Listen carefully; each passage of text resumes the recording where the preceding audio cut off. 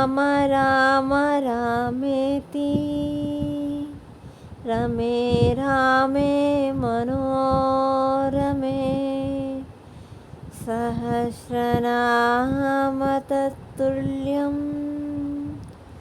రామనామ వరాననే.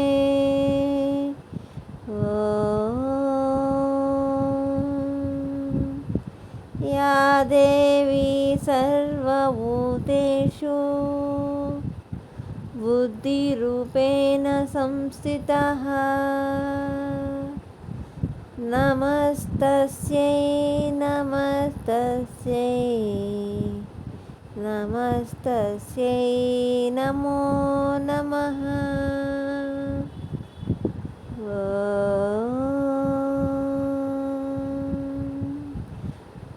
మనోజవం మారుతతుల్యవేగం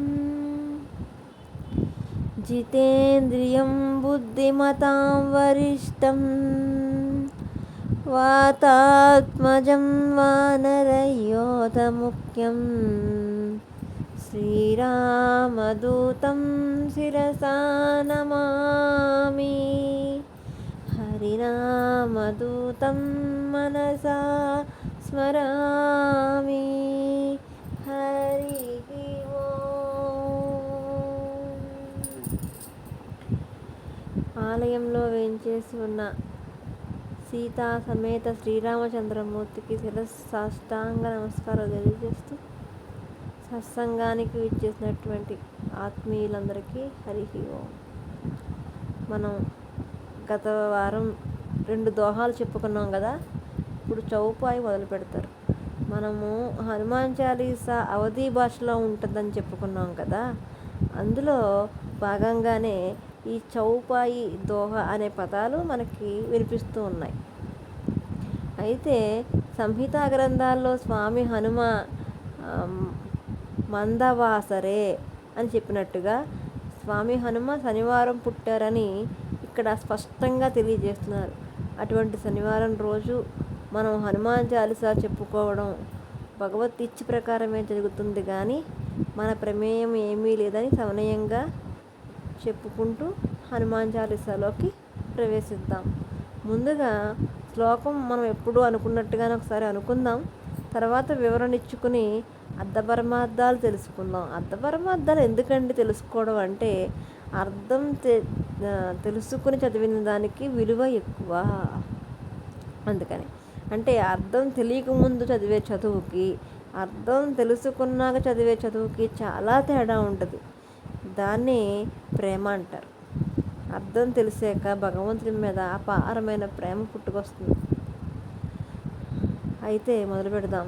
జయ హనుమాన జ్ఞాన గుణ సాగర జయ కపీస తిహులోక ఉజాగర.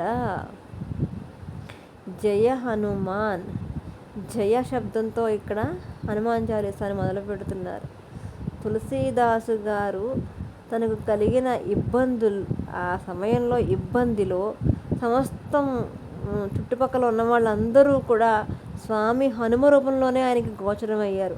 అలా ఎప్పుడైతే హనుమ సాక్షాత్కారం అన్నిటా కనిపించిందో ఆనందం పెళ్ళుబిక్కుపోయి ఒక్కసారిగా జయ హనుమాన అని చెప్పి మొదలుపెట్టారనమాట. జయ శబ్దము ఆనందాన్ని కలిగించేది, మంగళాన్ని కలిగించేది, శుభసూచకముగా ఈయన హనుమాన్ చాలీసాని మొదలుపెట్టారనమాట. అయితే అర్థపరమార్థాలు అనుకున్నాం కదా. అర్థం ఏంటి అంటే, జయ అంటే శుభము కలగడం. ఎవరికి శుభము? ఎవరైతే హనుమాన్ చాలీసా చదువుతారో వాళ్ళందరికీ శుభం కలుగుతుంది. మనం సమాజంలో కూడా వింటూ ఉంటాం, రామచంద్రమూర్తికి జై అని, పవనసుత హనుమానికి జై అని, శ్రీకృష్ణ పరమాత్మకు జై అని. ఎందుకు ఇలా అంటూ ఉంటాము అంటే, భగవంతుడు మనకి జయం చేకూర్చాలని అంటామా, లేదంటే ఆయనకి జయం కలగాలని మనం అంటామా, ఆయనకి జయం కలగలేదని మనం అంటామా అంటే 3 కరెక్టే.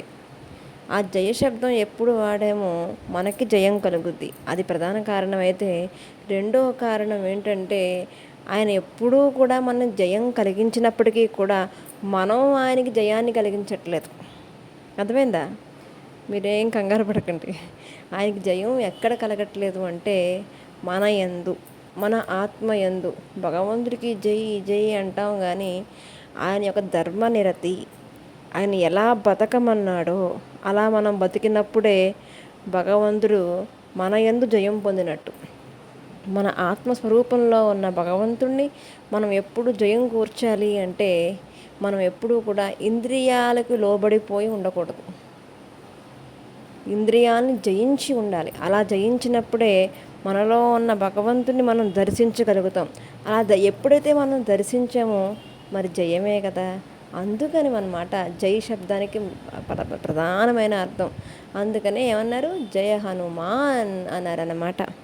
అయితే జయ శబ్దానికి అర్థం చెప్పుకున్నాం. రెండోది హనుమాన్ అనే పదానికి అర్థ పరమార్థాలు కూడా చెప్పుకునే ప్రయత్నం చేద్దాం భగవంతుడి దయ వల్ల. హనుమాన్ అంటే, హనుమ అంటే డిక్షనరీ మీనింగ్ అంటే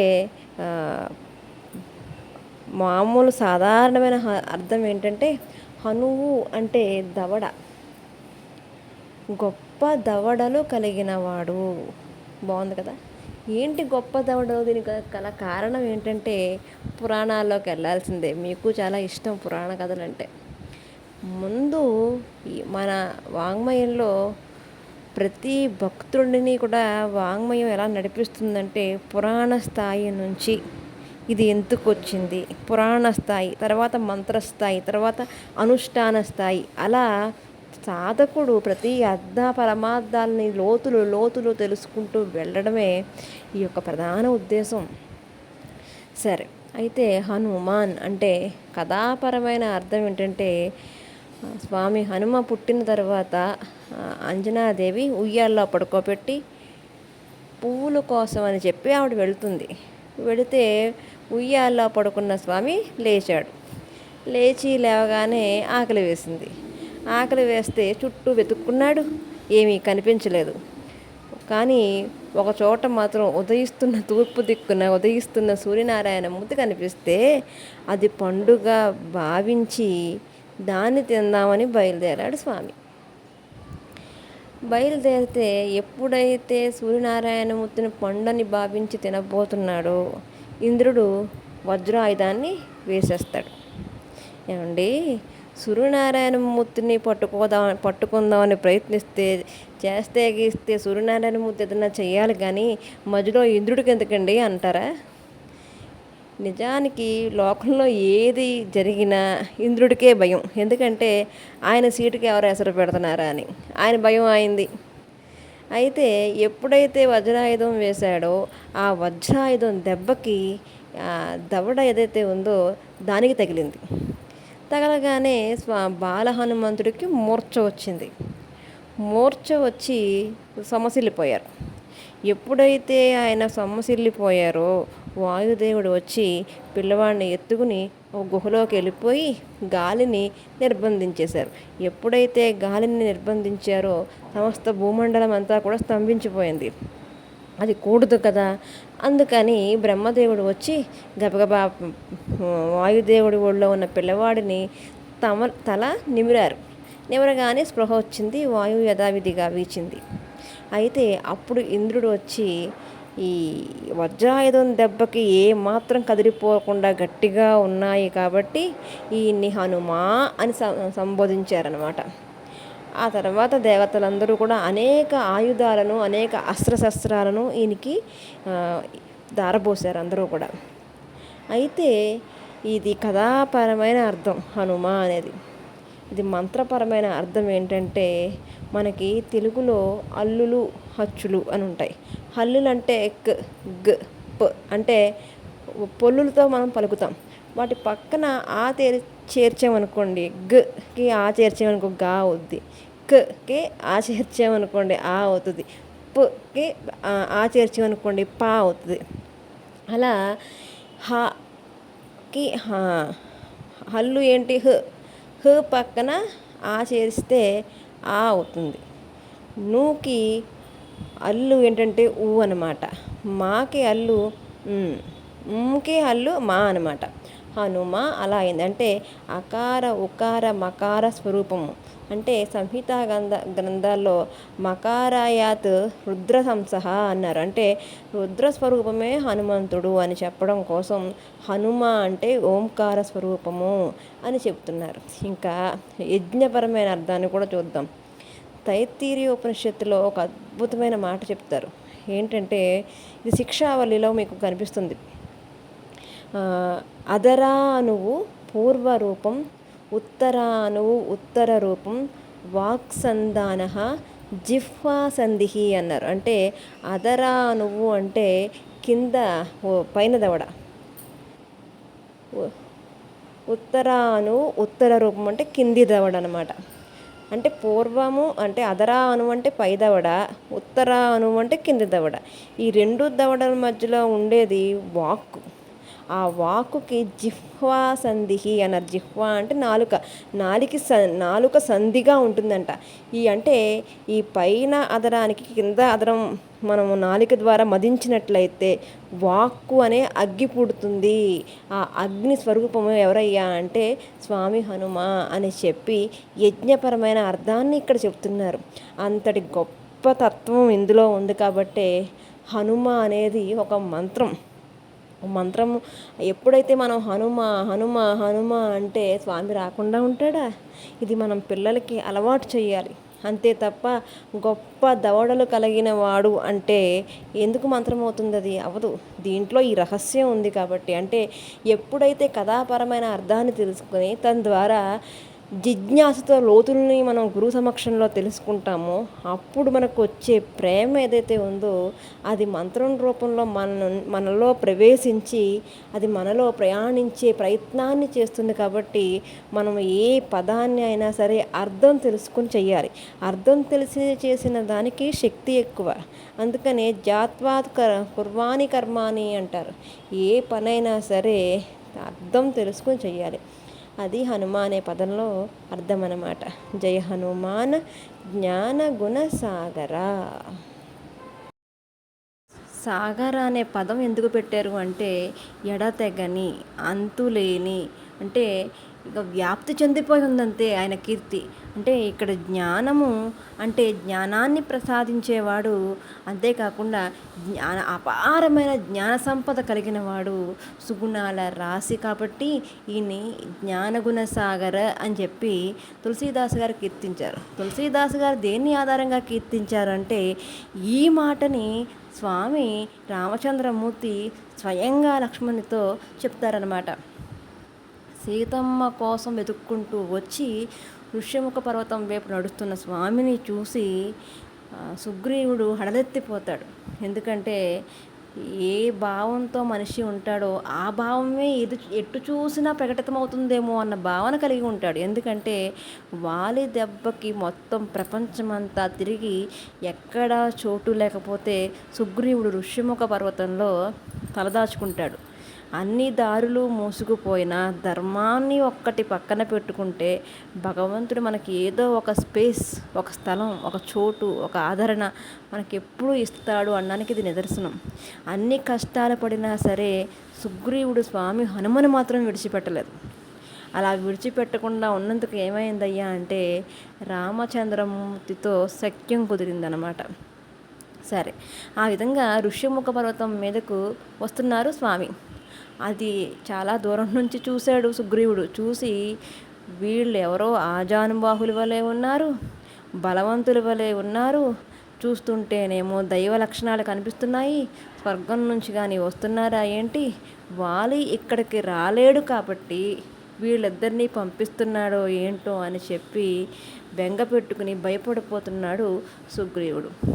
ఆ భయంతో స్వామి హనుమ యొక్క ప్రవేశం మొదలవుతుంది రామాయణంలో ఈ కిష్కింధకాండలో. ఎప్పుడైతే స్వామి యొక్క ఎంట్రన్స్ అంటే మీకు బాగా అర్థం కావాలని చెప్తున్నాను, ఎంట్రీ అంటే రావడం అనమాట. ఎప్పుడైతే జరిగిందో రామాయణం సుందరం అయిపోయింది. ఆయన ఎలా వస్తున్నాడంటే తతస్థ భయ సంతృప్తం వాలి కిల్మిష సంగీతం. ఎందుకు నువ్వు బెంగ పెట్టుకుంటున్నావు, ఎందుకు నువ్వు భయపడుతున్నావు అని చెప్పి ఆయన మాట్లాడుతున్నారనమాట. ఎందుకు భయపడుతున్నావు, తతస్థ భయ సంతృప్తం, ఎందుకు భయపడుతున్నావు, వాలి కిల్బిష సంగీతం అని చెప్పేసి అంటున్నారు. అంటే ఆయన రావడంతోనే అభయప్రదాతగా మనకి రామాయణంలో చూపిస్తున్నారనమాట. అక్కడ సుగ్రీవుడికి ధైర్యాన్ని చెప్పి కపివేషాన్ని తీసి భిక్షు వేషాన్ని ధరించి అక్కడ నుంచి రామచంద్రమూర్తి దగ్గరికి వెళ్ళి, ఎవరు మీరు, ఇక్కడికి ఎట్లా వచ్చారు, చూస్తుంటే ఆజానుబాహుల వలె ఉన్నారు, కానీ అవతారాలు చూస్తుంటే ఒక ఋషి యొక్క అవతారం వలె ఉన్నదని పరిపరి విధాలుగా వారిని ప్రశ్నించాడు స్వామి హనుమ. ఎప్పుడైతే స్వామి హనుమ మాట్లాడుతున్నారో అంతా విని రామచంద్రమూర్తి లక్ష్మణుడితో మాట్లాడుతున్నాడు. ఏమనంటే, నా ఋగ్వేద వినీతస్య నా యజుర్వేద దారిణ నా సామవేద విదూష సఖ్యమేవం ప్రభాషితం నూనం వ్యాకరణం కృష్ణ మానేన బహుదాశ్రుతం వ్యవహారేతానేన నా కించిత్ దపశబ్దితం అన్నారు. అంటే ఇతను ఋగ్వేదము, యజుర్వేదము, సామవేదములో పాండిత్యం ఉందయ్యా, అనేక వ్యాకరణాలను చదివి ఉన్నాడు, ఇంకా కించిత్ అపశబ్దం, నా కించిత్ అపశబ్దం అంటున్నారు. అంటే ఇంత కూడా అపశబ్దం లేదు.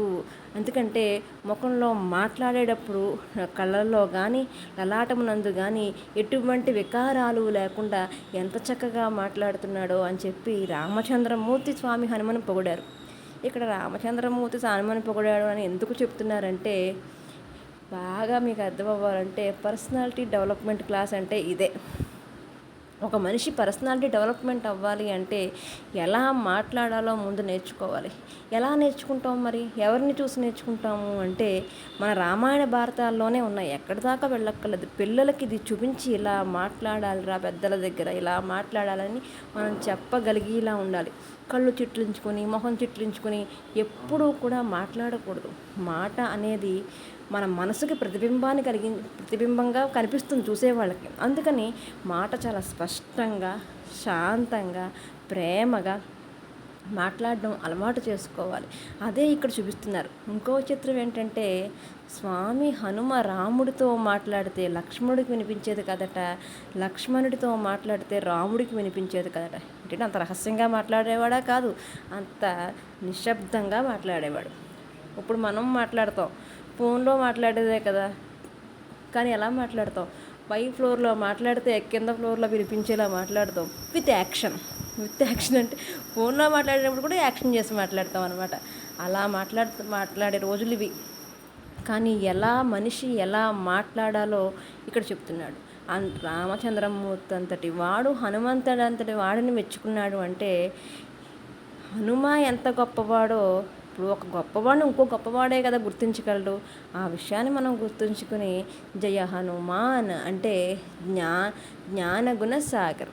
జ్ఞానము అంటే రాశీభూతమైనటువంటి జ్ఞానప్రదాత, జ్ఞానాన్ని కలిగి ఉన్నవాడు, అంతే కదా. గుణ అన్నారు. గుణం అంటే తన గుణము ఏంటి అంటే సహాయమే తన గుణం. రామాయణంలో మనం ఏ పాత్రను చూసినా అంతో కొంత తమ స్వలాభం కోసం ఉన్నవాడి తప్ప ఏ స్వలాభము కోరుకోకుండా కేవలం ధర్మం కోసం పాటుపడిన పాత్ర ఏదైనా ఉందా అంటే అది స్వామి హనుమ పాత్రే. అందుకని ఏమన్నారంటే, ఈ గుణాలు ఒకటా రెండా అండి, బోలెడు ఉన్నాయి కాబట్టి చెప్పలేము, కాబట్టి సాగరహ అనేసారు ఒక్క మాటలో. అందుకని జయ హనుమాన్ జ్ఞానగుణ సాగర. తర్వాత వచ్చే నామం జయ కపీస. జయ కపీస, కపి ఈసా అంటే కపిగా ఉన్న ఈశ్వరుడు అని అర్థం. ఈశ్వరుడే కపిగా వచ్చినవాడు అని అర్థం. అయితే కపి అంటే ప్రధానంగా అర్థము సూర్యుడు, అగ్ని, విష్ణువు, ఇలా పర్యాయ పదాలుగా ఉన్నాయన్నమాట. కపి అంటే ప్రధానంగా మనం అనుకుంటాము వానరమని, కానీ కపి అంటే అగ్ని అని అర్థం. అయితే కపి అంటే ఉత్తిష్ట కపిసార్దూల అంటారు. కపులలో ప్రధానమైన వాడు. ఉత్తిష్ట హరిసార్దూల, సముద్రం లంఘించవలసి వచ్చినప్పుడు జాంబవంతుడు లేవండి మీరు, హరిసార్దూల అంటే ఈ వానరులలో ఉన్న పెద్ద పులి వంటి వాడా, శ్రేష్ఠుడా అని చెప్పి ఆయన సంబోధిస్తున్నారనమాట. అంతేకాకుండా ఈశ్వరుడే కపిగా వచ్చినవాడా. కథాపరమైన అర్థం ఏంటంటే రామచంద్రమూర్తి యొక్క అవతార స్వీకారం జరుగుతుంది, దేవతలందరూ కూడా వానరులుగా వస్తున్నారు, కాబట్టి పరమేశ్వర మీరు ఎలా వస్తారు అని చెప్పి దేవతలందరూ కలిసి ఈశ్వరుణ్ణి అడుగుతారు. ఇది పద్మపురాణంలో మనకి కనిపిస్తుంది. అయితే పరమేశ్వరుడు ఏమంటాడంటే నేను కూడా వస్తానంటాడు. అయితే ఎలా వస్తారు స్వామి, వీళ్ళందరికీ ఉత్కంఠదనమాట. మేము అందరేమో వానరుల కింద వస్తున్నాము, స్వామి ఏమో నరుడి కింద వస్తున్నారు, మీరెలా వస్తారు స్వామి, మీరు ఎలా వస్తారని చెప్పి వీళ్ళందరూ అడుగుతున్నారు. అడిగితే స్వామి అంటాడు, సుందర శుభగ శ్రీమాన్ హనుమాన్ మారుతాత్మజ అన్నారు. నేను ఎలా సుందరుడిగా వస్తాను, నేను హనుమంతుడిగా హనుమ రూపంలో వస్తాను అని చెప్పి సాక్షాత్ పరమశివుడే ఆ మాట దేవతలకు చెప్పినట్టుగా మనకి పద్మపురాణం చెప్తుంది.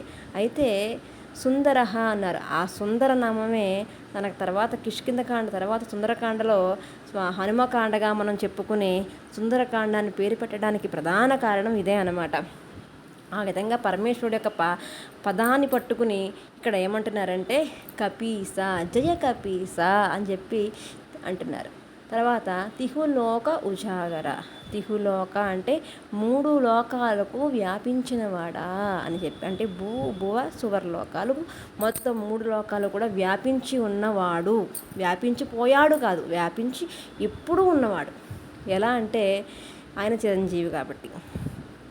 ఇంకో విషయం ఏంటంటే మనకు లలితా అమ్మవారు అనగానే మణిద్వీపము, విష్ణుమూర్తి అనగానే వైకుంఠము, పరమశివుడు అనగానే కైలాసము, ఇలా మనకు గుర్తు వస్తూ ఉంటాయి. మరి స్వామి హనుమాకు కూడా ఓ లోకం ఉంది, అదే కింపురుష లోకం. ఆ కింపురుష లోకంలో ఒకటి, 2 గంధమాదన పర్వతం ఒకటి, 3 అయోధ్య నగరం ఒకటి. ఈ 3 త్రిలోకాలు అంటే 3 లోకాల్లో ఇప్పుడు ఎప్పుడు ఉన్నవాడు స్వామి హనుమ అని చెప్పి ఇక్కడ చెబుతున్నారు. అంతేకాదు త్రిలోక ఉజాగర అంటే 3 లోకాల్లో ఎక్కడ భక్తులు ఉండి స్మరించుకున్నా సరే ప్రత్యక్షం అయ్యే ఏకైక దైవం ఎవరయ్యా అంటే మన స్వామి హనుమ. ప్రత్యక్షము అంటే కంటికి కనిపించేట్టుగా కనిపించడం. అలా ఎందరో మహానుభావులకు స్వామి హనుమ సాక్షాత్కారం అయ్యారు. కొన్ని తెలిసి ఉన్న గాథలు, కొన్ని తెలియక గాథలు, ఎందరో అప్పటికీ ఇప్పటికీ ఎప్పటికీ కూడా స్వామి సాక్షాత్కారం అవుతూనే ఉంది, తన ఉనికిని తాను చాటుకుంటూనే ఉన్నాడు అనడానికి ఇదే నిదర్శనం. అందుకని తిహులోక ఉజాగర అంటే 3 లోకాలు వ్యాపించినవాడు, 3 లోకాల వాళ్ళు తలిచినంత మాత్రాన్నే ప్రత్యక్షమయ్యేవాడు, 3 ప్రదేశాల్లో ప్రధానంగా ఉన్నవాడు కాబట్టి తిహులోక ఉజాగర. ఈ శ్లోకానికి అర్థపరమార్థాలు తెలుసుకున్నాము. ఈ చౌపాయిని ఒక్కసారి మళ్ళీ అనుకుందాము. చెప్పండి మీరు కూడా. జయ హనుమాన జ్ఞానగుణసాగర, జయ కపీస తిహులోక ఉజాగర. మళ్ళీ చెప్పుకుందామా. జయ హనుమాన జ్ఞానగుణసాగర, జయ కపీస తిహులోక ఉజాగర, రామదూత అతులిత పరధామ గురించి మనం వచ్చే క్లాస్లో చెప్పుకుందాం. హరి ఓం. సర్వం శ్రీరామచంద్రమూర్తి పాదారవిందార్పణమస్తు.